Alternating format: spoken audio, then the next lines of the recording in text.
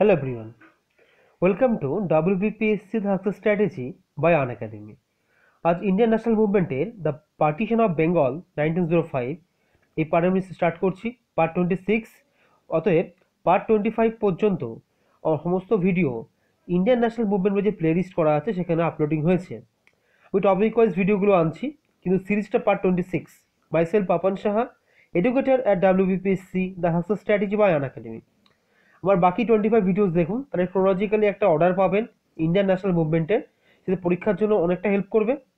এবং 500 সিরিজের খুব কাছাকাছি চলে এসেছি আমরা। ফার্স্ট অফ অল আমি পার্টিশন অফ বেঙ্গল এটা জিস্ট আইডিয়া দেবো, ইন ব্রিফ আপনাদের বোঝাবো what is partition of India বা কেন হলো কি হলো।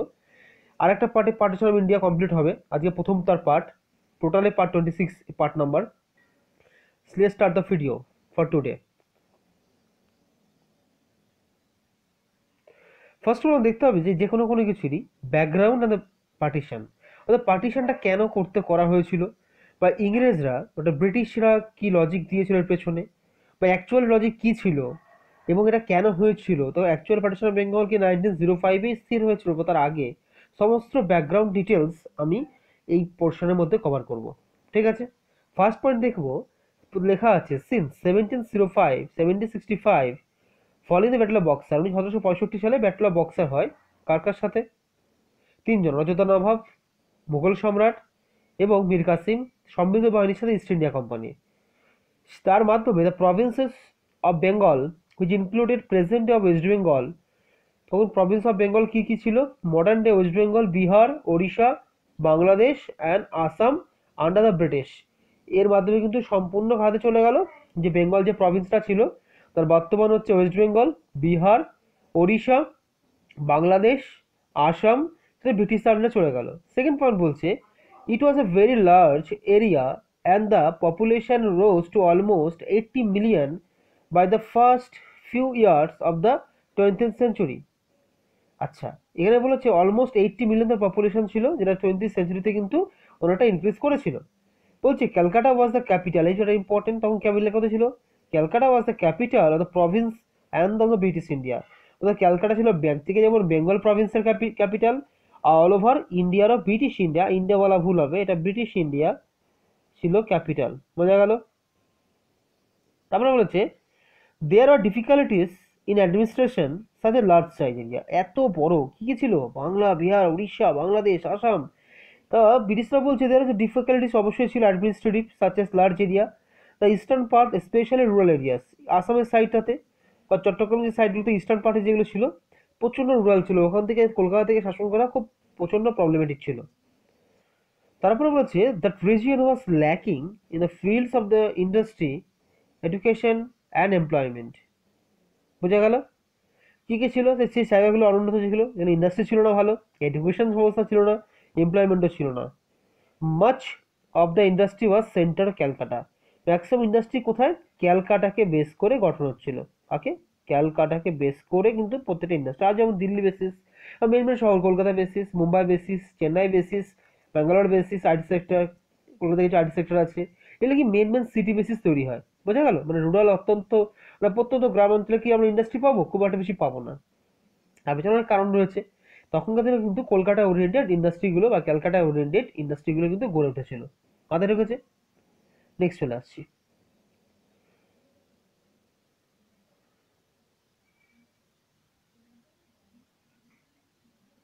বলছে for administrative is the partition of the Province had been proposed even before the Curzon arrived in India.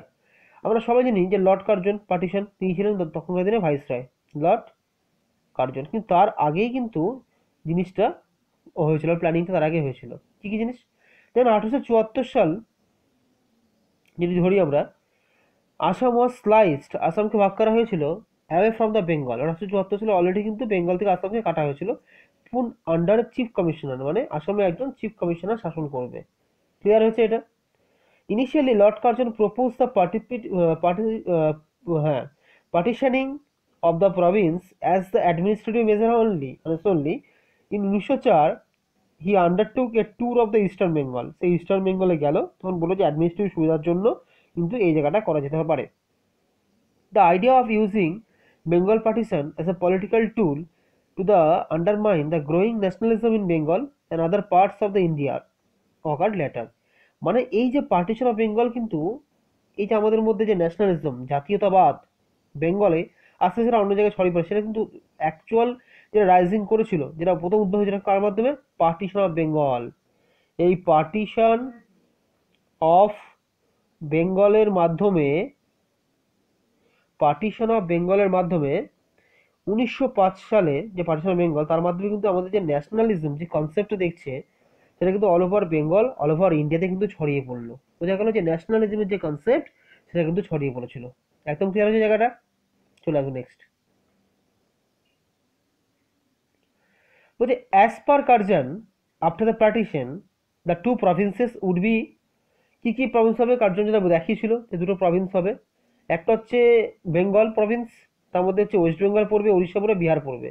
আর একটা হচ্ছে ইস্টার্ন বেঙ্গল আর আসাম নিয়ে আরেকটা, মানে ইস্টার্ন বেঙ্গল আর আসাম নিয়ে একটা, আর এদিকে হচ্ছে ওয়েস্ট বেঙ্গল, মডার্ন ডে বিহার আর ওড়িশা, যেটা আগে ছিল উড়িষ্যা। বোঝা গেছে? আগে কি নাম ছিল? উড়িষ্যা, এখন হচ্ছে ওড়িশা, ODI এসেছে। এইগুলো নিয়ে কিন্তু বেঙ্গল নামটা কি হলো? বেঙ্গল, শুধু বেঙ্গল, ওয়েস্ট বেঙ্গল না কিন্তু, শুধু বেঙ্গল প্রভিন্স। আর ইস্টার্ন বেঙ্গল আসামকে নিয়ে আর একটা প্রভিন্স তৈরি হয়েছিল। বোঝা গেল? আচ্ছা, আর একটা পয়েন্ট কি দেখবো?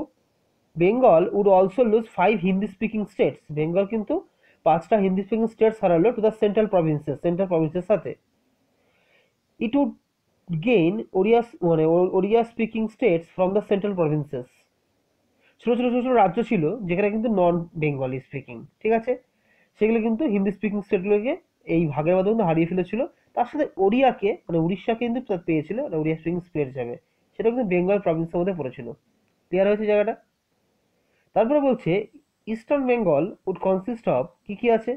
হিল ত্রিপুরা, চিটাগং, যাই দেখো hill Tripura, Chittagong, Rajshahi, Dhaka division, and its capital would be Dhaka. মানে যে ইস্টার্ন যে বেঙ্গল যে তৈরি হলো, hill Tripura, Chittagong, Dhaka division capital আর রাজশাহী, যেটা এখানে আছে সেটা রাজশাহী, রাজশাহী এটা হচ্ছে ঢাকা হবে তার ক্যাপিটাল।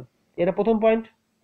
আর বেঙ্গল যেটা ইম্পর্টেন্ট, বেঙ্গল উড হবে হিন্দু মেজরিটি। যে বেঙ্গল যে থাকলো কি কি নিয়ে, আজকের দিনে ওয়েস্ট বেঙ্গল, বিহার আর উড়িষ্যা, সেটা কিন্তু হিন্দু মেজরিটি থাকবে। বোঝা গেল জিনিসটা? অ্যান্ড ইস্টার্ন বেঙ্গল আর আসাম মুসলিম মেজরিটি থাকবে। ইস্টার্ন বেঙ্গল আর আসামে কিন্তু মুসলিম মেজরিটি থাকবে। আর ক্যাপিটাল কি হবে? ক্যাপিটাল হবে কিন্তু ক্যালকাটা। বোঝা গেল? কার ক্যাপিটাল তৈরি হবে সেটা? সেটা কিন্তু বেঙ্গলের। ভালো করে বুঝতে হবে জিনিসটা। ইস্টার্ন বেঙ্গল আর আসাম মিলে যেটা, সেটা হচ্ছে ঢাকা থাকবে। আর সেটা বেঙ্গল যেটা প্রভিন্স থাকবে, তার ক্যাপিটাল কোথায় থাকবে? ক্যালকাটাতেই থাকবে। বোঝা গেল জায়গাটা? একদম ক্লিয়ার হয়েছে? নেক্সট চলে আসবো। এই ম্যাপের মাধ্যমে বোঝাবো, এটা কিন্তু ডিটেলসে বোঝা যাচ্ছে। দেখুন, আমি যেটা মোটামুটি করে ধরে নিই যে আজকের দিনের যে আছে, সেটা হচ্ছে আজকের দিনে বাংলাদেশ ধরুন এরকম জায়গায় আছে। ঠিক এই কালারটা দেখুন, রেড কালার যেটা করলাম। বোঝা গেল? এই জায়গাটা হচ্ছে আসাম, আজকের দিনে আছে। এই জায়গাটা মিজোরাম টিজোরাম সব আছে, ঠিক আছে। আসলে এতটা নেই, এতটা আছে ধরে নিলাম। এই যে এই জায়গাটা মেঘালয় আছে, কিন্তু এটা আছে। ওয়েস্ট বেঙ্গলকে যদি ধরে নিই, চিকেন নেক্সটটা এদিকে নিয়ে এসে এরকম ধরে রাখুন।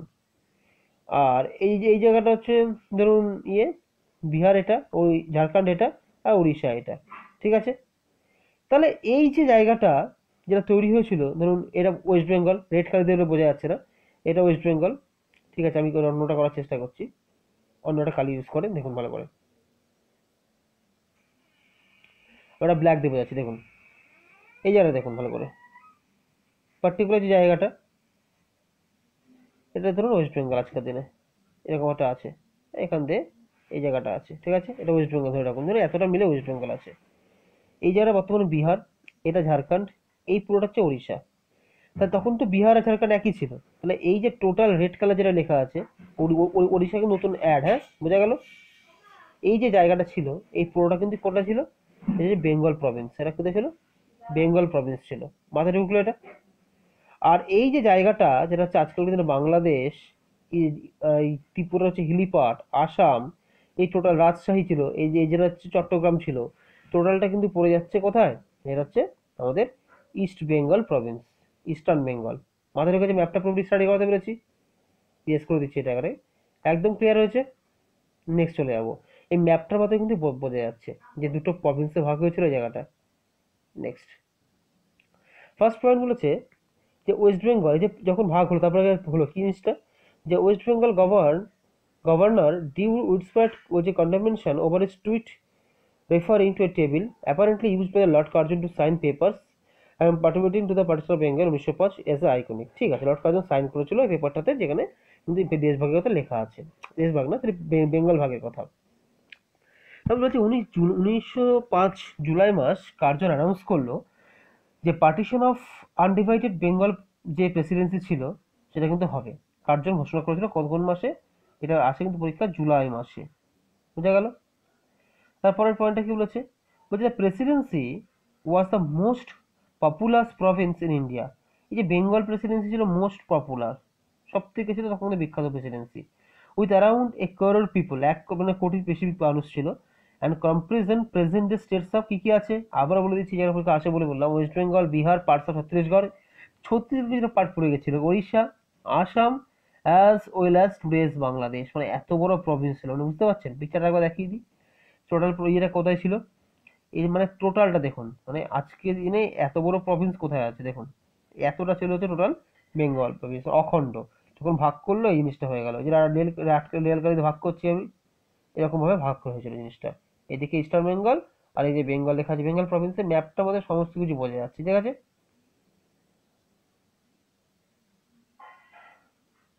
এবার দেখে নিই এটা, এই new province of east Bengal ও Assam announced with a population of 3.1 crore. এই যে ইস্টার্ন বেঙ্গলের পপুলেশন কত ছিল আর আসাম মিলে 3.1 করোড়। এটা হচ্ছে মুসলিম হিন্দু রেশিও ছিল 3:2, মানে 3:2 যদি মুসলিম হয় মানে কি মুসলিম বেশি ছিল, আর 2 ছিল হিন্দু, বোঝা গেল। The western Province was overwhelmingly Hindu, মাথায় ঢুকেছে। আর ওয়েস্টার্ন যে প্রভিন্স আর বেঙ্গল ছিল সেটা কিন্তু, সেখানে বেঙ্গলে কি ছিল, হিন্দু মেজরিটি ছিল, সেখানে মুসলিম কম ছিল, ঠিক আছে। এরপর লাস্ট যে পয়েন্টে বলেছিল যে while the more move was essentially aim to making the administration of the আর্জিয়ার, Curzon real intention are less beginning. এই কার্জনের যে রিয়েল ইন্টেনশন কি ছিল, অ্যাকচুয়াল কি, আমি একটু ভালো করে বোঝাই। অ্যাকচুয়াল কার্জন চেয়েছিল যে ক্যালকাটাকে বেস করে অনেকগুলো গুপ্ত বিপ্লবী সংগঠন বা বিপ্লবী সংস্থা গড়ে উঠেছিল, যেগুলো কিন্তু ব্রিটিশ যারা কর্মচারী তাদেরকে মারতো, যারা অত্যাচারী কর্মচারী ছিল। তাই এত বড় আন্দোলন যদি কলকাতা থেকে রাইজিং হয়, যারা ক্যাপিটাল সিটি তাকে সুরক্ষিত করতে হবে, যে করে হোক সেই পাওয়ারটাকে, ক্যাপিটাল সুরক্ষিত করতে গেলে যে অখণ্ড বাংলা যে পাওয়ার, তাকে যদি কোনো কারণে হিন্দু মুসলিমে দাঙ্গা বাঁধিয়ে দিয়ে বা সামথিং ভাগ করা যায়, এই যে এইদিকে মানে মুসলিম থাকবে, এদিকে হিন্দু থাকবে, তাহলে কি হলো, বাঙালি হিন্দুদের যে জায়গাটা তারা যদি একবার দমিয়ে দিতে পারে, তাহলে কি হবে, ন্যাশনাল জাতীয়তাবাদ উঠবে না, কেউ ভয়ে আন্দোলন করবে না, মানে ব্রিটিশরা খুব সিকিউরলি থাকতে পারবে, বোঝা গেল। মানে মেন উদ্দেশ্য ছিল কি, বেঙ্গলি জিনিসটা দেখি, মেন উদ্দেশ্য ছিল যে বেঙ্গলি বাঙালি যারা হিন্দু মেজরিটি ছিল সেই জায়গাটাকে কিন্তু ভাগ করে দেওয়া। অখণ্ড বাংলায় যদি ধরি সেখানে কিন্তু হিন্দু মেজরিটি ছিল, সেটাকে দুটো ভাগে ভাগ করা যায়, একদিকে হিন্দু মেজরিটি রাখবো, একদিকে মুসলিম মেজরিটি রাখবো। আর ইস্টার্ন বেঙ্গল সবসময় জানি ঢাকা, রাজশাহী এইসব জায়গা ছিল হচ্ছে মেন, মানে যেখান থেকে বিপ্লবীরা উঠতো। অদম্য তাদের সাহস ছিল, মাস্টারদা সূর্য সেন, বিনয় বাদল দীনেশ, তার নাম শুনেছি, প্রীতলতা ওয়াদ্দেদার, এটা হচ্ছে বাংলার গর্ব। ইস্টার্ন বেঙ্গল থেকে মাস্টার সূর্য সেন সব থেকে বিখ্যাত পাওয়া যায়, আর আরো অন্যান্যরা ছিলেন। তা এই জায়গাটা যদি কোনো কারণে আমরা বেঙ্গলটাকে যদি পার্টিশন করে দিতে পারি, ব্যাস তাদের শক্তিটা কমে যাবে, তাই ছিল রিয়েল ইন্টেনশন। হুম, এইবার এই লর্ড কার্জন সম্পর্কে একটু বলে নিই, তার সম্পর্কে একটু জানা উচিত। Curzon India's viceroy between the 1899 থেকে 1905, 1899 থেকে 1905 খ্রিস্টাব্দের মধ্যে কার্জন ছিল ভাইসরয়। প্রথমত most controversial and confidential holders, ব্যতিক্রমী ছিল, আর সেটা কন্ট্রোভার্সিয়াল মানে বিতর্কমূলক, তার যে কাজগুলো ছিল সত্যিই বিতর্কমূলক ছিল। নেক্সট তার সম্পর্কে পয়েন্টগুলো পড়ে নিই। The partition of the undivided Bengal presidency 1905 was one of the most criticise moves, তাকে সব ক্রিটিসাইজ করেছিল, কেন সে করতে গেল জিনিসটা, which triggered widespread opposition not only Bengal but across the India and gave impetus the freedom of movement. বোঝা গেল জিনিসটা, এর থেকে কিন্তু যে ফ্রিডম অফ মুভমেন্টের সৃষ্টি হয় পার্টিশন অফ বেঙ্গল থেকে। Curzon was deeply racist, racist বলতে মানে ইন্ডিয়ানদের ভালো চোখে দেখতো না, অ্যান্ড কনভিন্স দ্য ব্রিটেনসকে কমপ্লিট করছে সিভিলাইজিং মিশন, মানে ইন্ডিয়াকে আমরা ভদ্র সুশিক্ষিত ভদ্র সুশিক্ষিত করতে আমাদের লক্ষ্য, আমরা ইন্ডিয়াতে এসেছি, মানে কতটা এসেছি ভবন, মানে ইন্ডিয়ানদের কতটা খারাপ চোখে দেখতো। এবার বলছে 1901 খ্রিস্টাব্দে he describe Indians as having the extraordinary inferiority in the character, honesty and capacity. সব থেকে বাজে একটা লাইন, আমাদের নাকি অনেস্টি নেই, ক্যাপাসিটি নেই এবং ক্যারেক্টার খুব বাজে, বোঝা গেল। Was deeply intolerant of Indian political aspirants, আমাদের জিনিসটা ইম্পর্টেন্ট। টোটাল থিওরিটা ডিভাইড করলাম, এবারে আমি চলে আসবো ইম্পর্টেন্ট এমসিকিউসে। টোটালটা বলে দিলাম, তবে হ্যাঁ এখনো আরেকটা পার্টে পার্টিশন অফ বেঙ্গল আসবে, যার পার্ট 2 হবে পার্ট 27-এর মধ্যে। পার্ট 26 আর পার্ট 27 এই দুটোর মধ্যে কিন্তু পার্টিশন অফ বেঙ্গলটা কভার করে দেবো, বোঝা গেল। প্রথম যে কোশ্চেনটা বলেছে যে which one of the following was the capital of the Bengal Province and also the British India.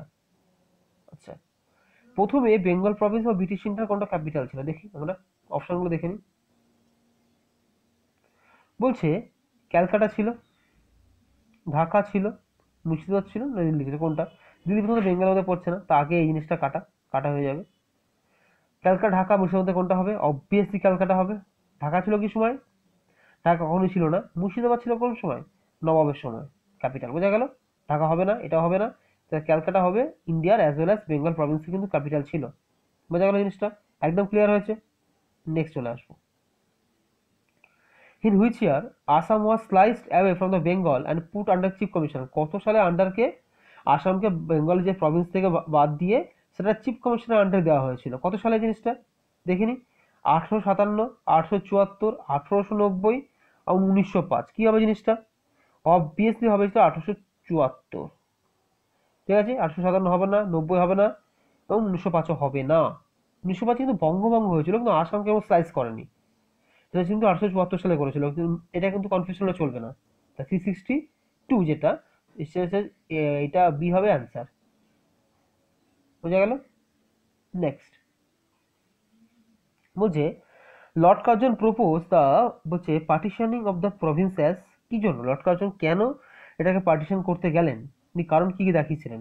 প্রথম কারণটা বলছে অ্যাড অ্যাডমিনিস্ট্রেটিভ মেজার অনলি, এখানে এটা। তারপর বলছে এক ইকোনমিক মেজার অনলি, মানে সোনলি, যেটা এক সোসিও ইকোনমিক সোনলি, অল অফ দিস। কোনটা হবে? অবভিয়াসলি হবে হচ্ছে অ্যান অ্যাডমিনিস্ট্রেটিভ মেজার, তিনি প্রথমে দেখিয়েছিলেন যে শাসনতান্ত্রিক সুবিধার জন্য। এটা ক্লিয়ার করতে পেরেছি। শাসনতান্ত্রিক সুবিধার জন্য কিন্তু কার্জন দেখিয়েছিলেন যে বাংলা ভাগ করা উচিত। Next, the idea of using the Bengal partition as a political tool two undermine the growing nationalism which places. এই যারা পলিটিক্যাল টুল হিসেবে ইউজ করা হয়েছিল যে বাংলাকে ভাগ করা, এর মাধ্যমে কি হয়েছিল, কি রাইজ করেছিল, কোন কোন জায়গায় এই ন্যাশনালিজমটা রাইজ করেছিল? শুধুমাত্র কি বেঙ্গল? শুধুমাত্র কি বাংলা বাদে অন্যান্য পার্টস? কি বাংলা এবং অন্যান্য পার্টসে আছে? না, কিছুই না। Actually both A and B, মানে Bangla as well as others parts of India. অ্যান্সারটা কি হবে? সি আনসার হবে অ্যান্সার, সি হবে অ্যান্সার এটা, ঠিক আছে। নেক্সট চলে যাব।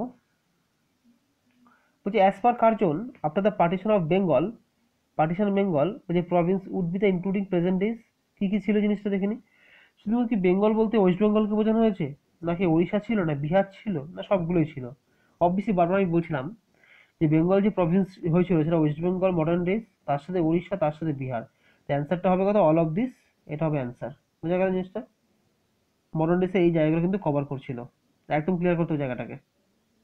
নেক্সট বলছে as per Curzon after the partition of eastern Bengal province would be including present days. Eastern Bengal মধ্যে কি কি পড়ছে? প্রথমটা বলছে হিল ত্রিপুরার মধ্যে পড়ে যাচ্ছে পুরো ইস্টার্ন বেঙ্গল, না চিটাগং, না রাজশাহী ঢাকা, কোনটা হবে? দেখে মনে হচ্ছে যে রাজশাহী ঢাকা হতে পারে, কিন্তু না, অ্যাকচুয়ালি সেটা অল অফ দিস হবে। অর্থাৎ একদিকে যেমন হিল ত্রিপুরা পড়ছে, একদিকে চিটাগং পড়ছে, আর একদিকে কিন্তু রাজশাহী ঢাকা তিনটেই পড়ছে। আমি বলেছিলাম যে ইস্টার্ন বেঙ্গলে কি কি পড়ছে, হিল ত্রিপুরা, চিটাগং, রাজশাহী, ঢাকা, চারটে জায়গা মিলে কিন্তু ইস্টার্ন বেঙ্গল যে প্রভিন্সটা তৈরি হয়েছিল, বোঝা গেল। পার্টিশন অফ বেঙ্গল হলো একদিকে ইস্টার্ন প্রভিন্স, একদিকে কিন্তু শুধু বেঙ্গল প্রভিন্স ছিল।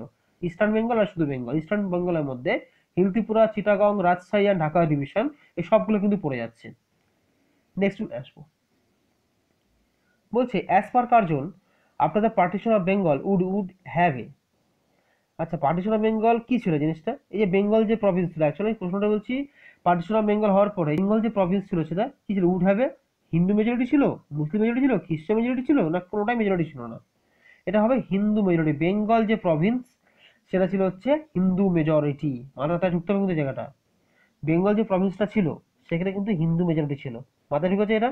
একদম ক্লিয়ার হয়েছে? হ্যাঁ, কোনো কনফিউশন নেই? ঠিক আছে, চলে আসি নেক্সট টাইম। বলছে as per Curzon after the partition eastern Bengal and Assam would have আসামে ওইখানে কি ছিল, হিন্দু মেজরিটি ছিল, মুসলিম মেজরিটি ছিল, খ্রিস্টান মেজরিটি, নান অফ দিস, একই অপশন আছে। এটা হবে হচ্ছে মুসলিম মেজরিটি। তাহলে বেঙ্গলে হচ্ছে হিন্দু মেজরিটি, আর এটা হবে, আর মুসলিম মেজরিটি কোথায় ছিল, ইস্টার্ন বেঙ্গল আর আসামে। দুটোর মধ্যে মিল আছে কিন্তু একটা, বোঝা গেল জিনিসটা, এই তিনটা হবে না। নেক্সট চলে যাচ্ছি। বলছে হু সাইন পেপার বলছে pertaining to the partition of Bengal 1905 as iconic, কে করেছিল, সাইন করেছিল কে, প্রধানত ওই সময় কে ছিল, আমাদের ভাইসরয়। আমরা জানি 1889 থেকে 1905 এই সময়টাতে ছিল হচ্ছে Lord Curzon, obviously Lord Curzon sign করেছিল, বুঝা গেছে। লর্ড কার্জনের পর লর্ড মিন্টো টু এসেছিল, ঠিক আছে, লর্ড মিন্টো টু আসবে যদি, এরপরে তিনি তারপরে আসতো, তো অ্যাকচুয়াল অ্যান্সারটা হবে লর্ড কার্জন। বোঝা গেল জিনিসটা, একদম ক্লিয়ার হয়েছে। আচ্ছা, বলছে Curzon in the viceroy between, আমি এইমাত্র বললাম কি হবে, 1899 থেকে 1905, 1905 থেকে 1901 থেকে 1905, 1900 থেকে 1905, 1898 থেকে 1905, 1905 পর্যন্ত ছিল রেশিও। তাহলে কত থেকে হবে, এটা 1899 থেকে 1905, এটা হবে রাইট অ্যান্সার। একদম ক্লিয়ার করতে হবে জায়গাটাকে। নেক্সট চলে আসবো, যে which triggered widespread opposition not only in Bengal but across India and gave the impetus to the freedom movement, কোন জিনিসটার জন্য কিন্তু এই যে ফ্রিডম মুভমেন্ট বা ন্যাশনাল যে জায়গাটা গ্রোথ করেছিল, তার মধ্যে তার পরে কিন্তু আমাদের এই যে স্বাধীনতা পেতে হবে, আমাদের মধ্যে যে জাতীয়তা বোধ, এই সমস্ত কিছু কিন্তু সেটা চলে এসেছিল। কি জিনিসটা, ফ্রিডম মুভমেন্ট, অর্থাৎ সংগ্রাম, বিদ্রোহ, জাতীয় বিদ্রোহ, স্বাধীনতার বিদ্রোহ। সেটা পার্টিশন অফ বেঙ্গল শুধুমাত্র, নাকি জালিয়ানওয়ালা ম্যাসাকারের পর থেকে, না transfer of Calcutta to Delhi, এটা ট্রান্সফার অফ ক্যাপিটাল হবে, এটা কি হবে, ট্রান্সফার অফ ক্যাপিটাল, এটা টাইপিং মিস্টেক আছে, transfer of capital Calcutta to Delhi, বোঝা গেল, ফ্রম ক্যালকাটা টু দিল্লি, এটা from Calcutta to Delhi. Actual এই জিনিসটা হবে দ্য পার্টিশন অফ বেঙ্গল, এটাই একমাত্র প্রথম যেটা ছিল, সেটা কিন্তু ফ্রিডম মুভমেন্টে লিড করেছিল এই ঘটনার পর থেকে, বোঝা গেল জিনিসটা। নেক্সট চলে আসবো,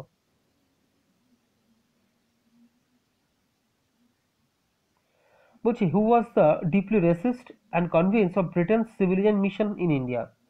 রেসিস্ট ছিল মানে কি, এই দেখুন ইন্ডিয়ানদের খারাপ চোখে দেখুন, নিগ্রো, কালো, এরকম সামথিং ওয়ার্ড উচ্চারণ করতে হতো, খুব ঘৃণা চোখে দেখা হতো, রেসিস্ট পয়েন্ট এগুলো বলা হয়। আর সেখানে কনভিন্স করেছিল ব্রিটেন, যারা ব্রিটেনে বাস করতো, যে আমরা ইন্ডিয়ানদের সিভিলাইজ করব, মানে সভ্য বানাবো, ভদ্র বানাবো। এটা কি, এরকম মানুষ সাথে কার ছিল, এরকম ছিল হচ্ছে লর্ড ক্যানিং, নাকি লর্ড কার্জন, নাকি লর্ড বেন্টিক, না লর্ড মিন্টো, এরকম ছিল হচ্ছে লর্ড কার্জন। বোঝা গেল জিনিসটা, এটা হবে তার অ্যান্সার, বোঝা গেল। নেক্সট বলছে in 1901 who described Indians as having extraordinary inferiority in character, honesty and capacity, এটা কি হবে, যে ইন্ডিয়ানদের এরকম করে ডেসক্রাইব করেছিল যে ইন্ডিয়ানরা হয়, বলছে ইনফিরিয়রিটির অভাব, ক্যারেক্টারে তাদের সামঞ্জস্য নেই, যারা ডিসঅনেস্ট, অনেস্ট নয়, কিন্তু তাদের কোনো ক্যাপাসিটিই নেই। এটা বলেছিল হচ্ছে লর্ড ক্যানিং, বলেছিল কি, কার্জন বলেছিল কি, বেন্টিক না মিন্টো, কোনটা অপশনের মধ্যে, Lord Curzon is the right answer, বোঝা গেল, খুব ইম্পর্টেন্ট এটা, এটা হচ্ছে বি, 373 বি হবে right answer. Next, a new province of eastern Bengal and Assam was announced with a population of 3.1 crore and Muslim Hindu ratio কত ছিল, ইস্টার্ন বেঙ্গল এবং আসামে, আগেই বলছি এখানে কিন্তু মুসলিম বেশি ছিল, তাহলে কি হবে, প্রথম রেশিওটা বেশি হবে, 5:2 হওয়ার চান্স আছে, দেখে নি এটা, 3:4 হবে না, এটা আগেই, 2:3 হবে না, তাহলে 3:2, অর্থাৎ আগেরটা বেশি আছে, 5:2 না 3:2, আনসার হবে 3:2। কি করে বাজে গেল, আমরা এইটুকু জানি যে ইস্টার্ন বেঙ্গল আসামে মুসলিম বেশি ছিল, তাহলে আগেরটা বেশি হবে, অর্থাৎ কখনোই পরেরটা বেশি হবে। দেখুন এখানে 3 আর 5 যে অনুপাতের আগেরটা বেশি আছে, তাহলে 5 এ আর সি এর মধ্যে হওয়া উচিত ছিল, বোঝা গেল, অ্যান্সারটা কত হলো সি, এভাবে অপশন এলিমিনেট করা যায়।